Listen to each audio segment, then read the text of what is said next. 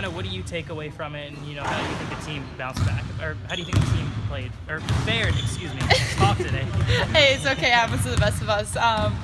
To be honest, I have nothing to hang our heads about, against South Carolina, number 7 team in the country, going to their place with 13,000 fans and sticking to the game plan to a T. We executed very well. Got to tip your hat to Ty Harris. She hit a career high of 4 threes in a game, and, they did what they had to do to win, and it was a hard-fought battle, and I think I'm just really proud of my team and the way that they responded to, after having a tough loss to Mississippi State and going into South Carolina with nothing to lose and just fighting for everything to gain. It seemed a lot of that game plan revolved around denying A'ja Wilson the ball inside 4, sometimes 5 defenders in here. How much did that work in your eyes?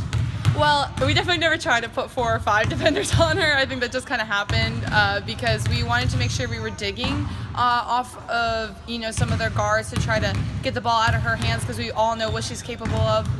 Probably arguably the best player in the SEC right now, and going to be one of the top draft picks in the WNBA this coming year. So for us, it was just about, not necessarily trying to always restrict the ball from coming inside to her, but then just from getting it to, go back out to the guards that we knew were averaging less points than she was.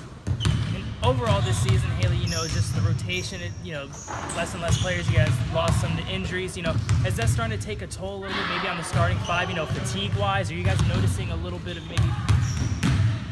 backstepping, just like being able to maintain that composure through the full 40 minutes? I don't think it's necessarily taking a huge toll on us fatigue-wise quite yet. I think Coach has really placed an emphasis on the mental toughness aspect of that, and just reiterating that we always have more in the tank than what we think. Our mind likes to give up before our body actually can, so for us, I think it's just staying tough and not focusing on the fact that we don't have that many players, but actually looking at it as a positive, and that we all know our job and we all know what we need to do to accomplish what we are trying to accomplish, and we're just going at it with nothing to lose. Obviously, you're proud of the strides that this team has made over the past 5, 6, 7 games, but it has to be tough to go on this kind of losing streak. So how do you kind of balance, that disappointment with, seeing the positive steps that this team has taken? At first, it's always just first instinct as a competitor to want to look at the end result and be unhappy with that, versus after you have time to reflect and you really look at the different keys of the game and you look at the game plan that we were executing, or you look at the plays that we were trying to execute as well. And as long as we're getting better in those departments, the end result is eventually going to change. And if you keep doing the right things all the time, then the right things are going to happen. And for me, it's always been more important to stay positive for this team and showing them that we are truly getting better, and that if we keep coming in day out to practice and fighting, it's going to come our way at some point or another. It just has to. And so another thing is that we take pride in knowing that teams, don't necessarily want to play us, and they prepare a lot for us, because we're so, we're never going to give up.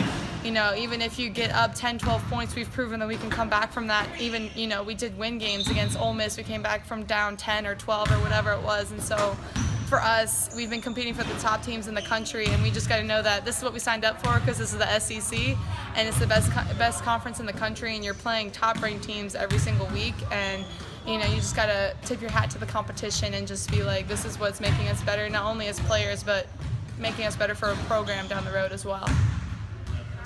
For you personally, you've got, 2 or 3 more regular season games and then the SEC tournament, and then what for you?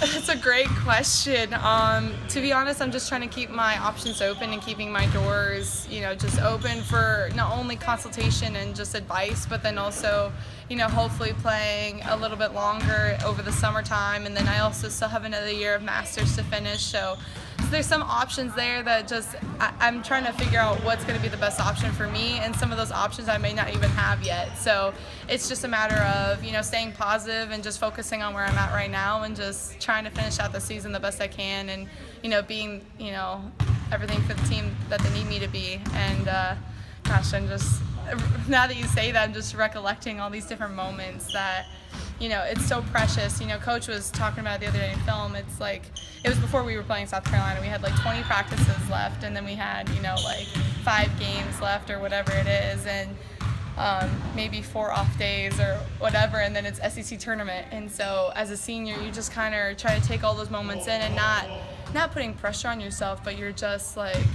don't let these moments go by without you giving it everything that you have with every day, and just pouring into people and letting them know that this is special, and wearing Florida across your chest means more than anything in this world.